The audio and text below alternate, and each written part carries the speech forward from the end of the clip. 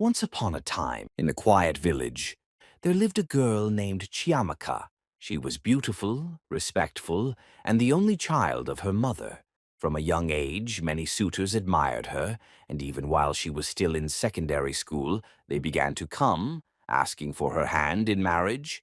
But her mother always told them, "My daughter must first finish secondary school and go to the university before marriage." Despite this, the suitors would not give up. Every morning as Chiamaka walked to school, different men would stop her along the road, talking to her about marriage. Chiamaka, however, always responded politely. She would say with calm confidence, "I am sorry, I don't want to marry now. I want to go to the university, get a good job, and take care of my mother. When that time comes, I will be ready for marriage." Even the men who only asked to be her friends received the same kind and respectful reply. She never insulted anyone, no matter how persistent they were. She remained humble, obedient, and focused on her goals. Her mother was proud of her, not just for her beauty, but for her discipline, maturity, and the way she carried herself with grace and dignity. Most evenings after school, Chiamaka would sit with her mother under the mango tree in their compound. The breeze would whisper through the leaves as they sorted beans together. Those moments were precious, filled with quiet dreams and gentle laughter. One day, Chiamaka looked at her mother with teary eyes and said, "Mother, I can't wait to start making money and take care of you. You have suffered so much to raise me, especially after the death of father. You made sure I continued my education even when things were hard. Mother, you are my hero, and I promise to make you proud." Her mother smiled warmly, her face lined with the marks of years of sacrifice.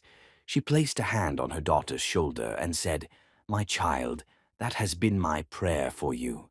I want you to be successful so I can enjoy the fruit of my labor. You are all I have, and seeing you rise will be my greatest joy." Chiamaka held those words close to her heart. They became her motivation on the hard days, when the walk to school felt long, when books seemed too heavy, or when the world tried to distract her. Through it all, she stayed focused. She read her books late into the night by lantern light and helped her mother in the mornings before school. And though the suitors still came, more persistent than ever, Chiamaka never wavered. Her dream was bigger than marriage at the wrong time. It was about purpose, about lifting her mother, and about becoming everything they both hoped she would be. Meanwhile, the young girls in the village began to grow jealous of Chiamaka. It seemed that every day brought more suitors her way, men asking for marriage, men pleading for friendship, yet she turned them all down with calm grace. Even her closest friend, Chinello, began to let bitterness creep into her heart. "Are we not also girls in this village?" the girls would whisper to one another. "Why must it always be Chiamaka? Almost every man wants to marry her. Even those that are looking for girlfriends go straight to her, even when she keeps rejecting them." Chinello, Chiamaka's best friend. "She is my best friend," she would say, "but I hate her so much. The way she carries herself as if she's the most beautiful girl in the world. Sometimes I wonder, is she using something to attract these men? I am beginning to suspect her." Even the young men in the village began to grow irritated. Her constant rejections bruised their egos, and they began to speak of her with anger instead of admiration. One afternoon, as Chinello walked down the path toward the market, she overheard a group of young men gathered beneath a tree, speaking in hushed, bitter tones. "That girl, Chiamaka, has insulted us all," one said. "She rejected every single one of us like we are nothing, always acting like she's better than everyone. She acts as if no man in this village is worthy of her love," another added. "How we wish we could teach her a lesson."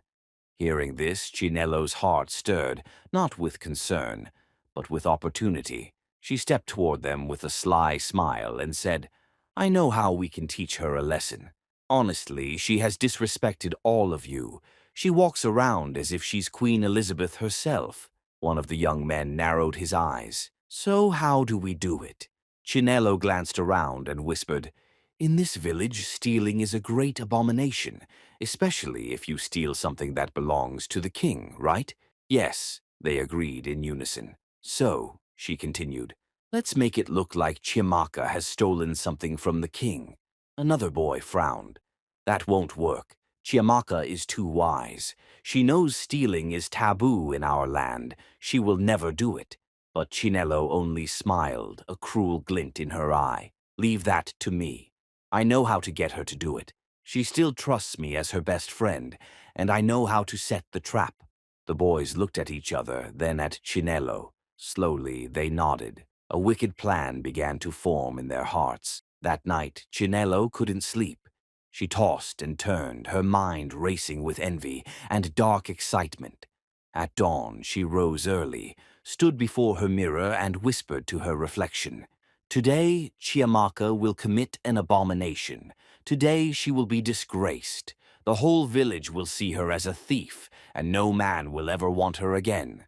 Then maybe they will finally notice me." She smiled to herself, her eyes cold and calculating. She carried a basket and made her way to Chiamaka's house. She found her sweeping the compound, as usual, graceful and diligent. "Good morning, my beautiful friend," Chinello greeted, with a sweet voice that masked her dark intentions. "Good morning, Chinello," Chiamaka replied. "This one you came so early, I hope all is well." "All is well, my dear friend," Chinello said. "Actually, I came to ask for your help with something." "What is it you need help with?" Chiamaka asked curiously. "My friend, who works as a maid in the king's palace, was sent to harvest maize from the king's farm," Chinello explained. "But she's overwhelmed with other chores, so she begged me to help her. And now I am here to beg you to assist me. I can't do it alone." Chiamaka looked at her, concerned. "Wait, did you hear what you just said? Have you forgotten that no one enters the king's farm without his direct permission? That's a serious offense in this village." "I haven't forgotten," Chinello said quickly, feigning confidence. "In fact, I just came from the palace. My friend informed the king, and he gave me permission that I should help her. So, you see, I have the king's blessing." Chiamaka sighed in relief. "Well, as long as the king agreed then, there's no problem. I will help you, but today is Saturday, and I still have some cleaning to do at home. You may have to wait a while." "No, my friend, please," Chinello pleaded. "Let's go now. You can finish your cleaning later. This won't take long." Moved by her friend's insistence, Chiamaka agreed, and followed her to the king's farm. As soon as they arrived, they began harvesting maize. But before long, Chinello suddenly screamed, "Thief! Thief! You are stealing maize from the king's farm." Before Chiamaka could react, a group of young men sprang from the nearby bushes. It was a trap, just as they had planned with Chinello. They grabbed Chiamaka roughly, shouting, "You are a thief! You have committed an abomination! We must take you to the king." Shocked and confused, Chiamaka tried to speak. "Please, I am innocent. I was only helping my friend." But no one listened. The men dragged her to the king's palace, ignoring her pleas. At the palace, Chiamaka stood before the king, bruised and trembling. "Your Majesty," she cried, "I am innocent. It was Chinello who asked me to help her harvest maize. She said the king had given permission. Please, I did not steal anything." But Chinello stepped forward, cold and unbothered. "Your Majesty, she is lying against me. I, along with these other witnesses, caught her red-handed stealing from the king's farm." The king turned to the young men, who all nodded in agreement. "It is true," they chorused. "We saw her stealing with our own eyes." The king's face grew hard. "Young woman," he said gravely, "as beautiful as you are a thief. Do you know the punishment for stealing in this village, especially what belongs to the king? It is death. You shall be stoned to death at the village square. I have spoken, and so shall it be." Chiamaka broke down in bitter tears. "No, please, I am innocent. My mother has no one but me. Please, your Majesty, don't let them kill me." But her cries were ignored.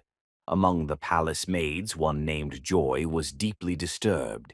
Tears welled in her eyes. Why would the king pass such a heavy judgment without proper investigation? She murmured to herself. I can see the innocence in her eyes. Soon the villagers dragged Chiamaka to the village square.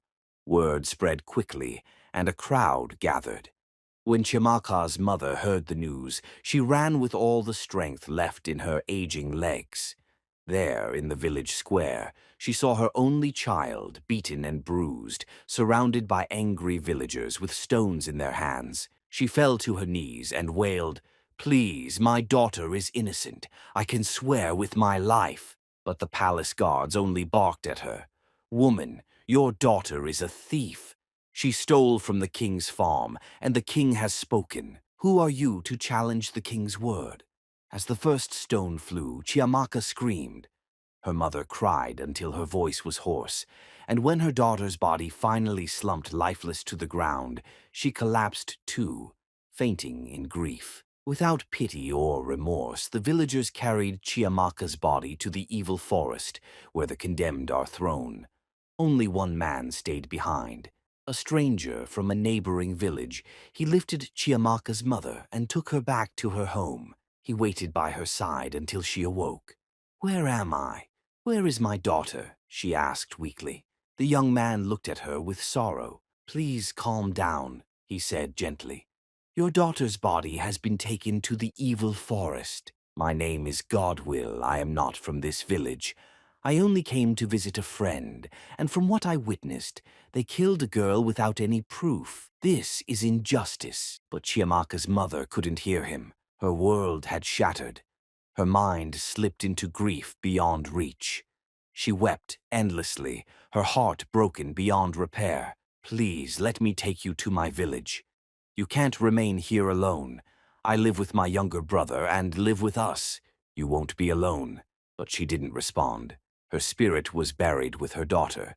After waiting a while, the young man stood and said softly, I will go, but I will return from time to time to check on you. Then he walked away, his heart heavy with sorrow, for a girl whose only crime was purity, and a mother destroyed by betrayal. Meanwhile, Chinello could no longer sleep in peace. Her heart was heavy with guilt, and her nights were haunted by nightmares of Chiamaka's bloodied face. I never wanted her to die, she muttered to herself, tears rolling down her cheeks. I only wanted to disgrace her. I only wanted the villagers to see her as a thief, not this, not death. Oh, my friend, I am so sorry. What have I done? Her regret grew heavier each day, but it was too late. The deed had been done. The next morning, the young man from the neighboring village returned to check on Chiamaka's mother, but what he met broke his heart. The woman had fallen terribly ill. Weak and pale, she lay on the floor, barely able to sit up. Without hesitation, he rushed to the nearest chemist shop, bought medication, food, and clean water. He sat with her, cared for her gently, and tried his best to comfort her grief-stricken soul. 3 days passed since the villagers threw Chiamaka's body into the evil forest. Then, on the 4th day morning, something strange happened. Chiamaka's mother rose early, her body still weak, and stepped outside to get fresh air. But what she saw froze her in place. There, right in front of her doorstep, lay the body of her daughter. My daughter's corpse! My daughter's corpse! She screamed in disbelief and collapsed in tears. Her cries pierced the morning air. Neighbors rushed out of their homes. When they arrived, they stood in shock. There was Chiamaka's body, not decayed, not defiled, but peacefully laid out as if sleeping. They looked at each other in horror and awe. The forest has rejected her, one elder whispered. Yes, another added solemnly. She was innocent. The evil forest never keeps the body of the innocent. It has returned her to us because we killed the wrong person. Soon the news spread through the village. People gathered in silence, their hearts heavy with shame. Women wept openly. Men lowered their heads. The truth they had ignored was now undeniable. Chiamaka's mother fell to the ground and sobbed until her body could take no more. When the news reached the king, he sat in stunned silence for a long time. Then he stood, removed his crown, and swore before his guards and elders, never again will I pass judgment without proper investigation. We have shed innocent blood, and I will carry this guilt forever." That same day, the villagers buried Chiamaka in her father's compound, where her spirit could finally rest in peace. The land mourned. Songs of sorrow were sung. Even the trees seemed to bow in grief. The next day, the young man returned once again to check on Chiamaka's mother. But this time, the atmosphere had changed. He arrived just as the burial had ended and heard the full story. Upon learning that Chiamaka had been innocent all along, he sat beside her mother and wept. "I knew she was innocent," he said softly. "She was pure, too pure for this wicked world. And I promise you, Mama, I will not abandon you. As long as I live, you will never suffer alone." Chiamaka's mother looked into his eyes. Though her heart was still shattered, she saw truth and compassion in his eyes. She didn't speak, but a tear slid down her cheek, a silent thank you. When Chinelo heard that Chiamaka's corpse had been rejected by the forest because she was innocent, she broke down completely. Her heart could no longer carry the weight of what she had done. She wept bitterly in her room, holding her head in shame. "I am sorry, my dear friend," she cried. "Please forgive me. I never meant for it to end this way. I only wanted to embarrass you, not to kill you. I never imagined the king would pass such a harsh judgment." But her tears could not bring her friend back. Her guilt consumed her like fire. One quiet night, as Chiamaka's mother sat outside her compound, crying softly and talking to the wind as if it were her daughter, something strange happened. A cold breeze swept through the compound, and the air grew heavy. Then, slowly, the spirit of Chiamaka appeared, her eyes filled with tears, and her body glowing softly in the moonlight. She stood silently, watching her mother with pain in her heart. "I am sorry, mother," she whispered, though her mother could not hear her. "I never meant to break your heart. I only wanted to make you proud. I trusted the wrong person. I trusted my friend." Tears ran down the ghost's face. "I cannot rest. Not yet. Not until I fight for myself.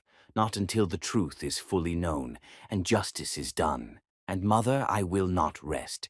Not until I put a smile back on your face." But her mother, though she felt a sudden coldness in the air, could neither see nor hear her daughter.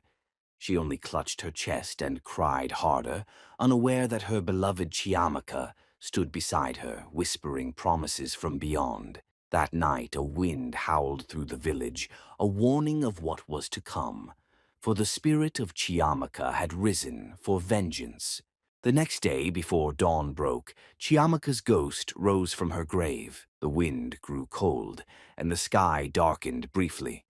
Her spirit, now filled with sorrow and unfulfilled purpose, vanished into the morning mist. She reappeared in the middle of Chinelo's room. Chinelo was fast asleep when she felt a sudden chill.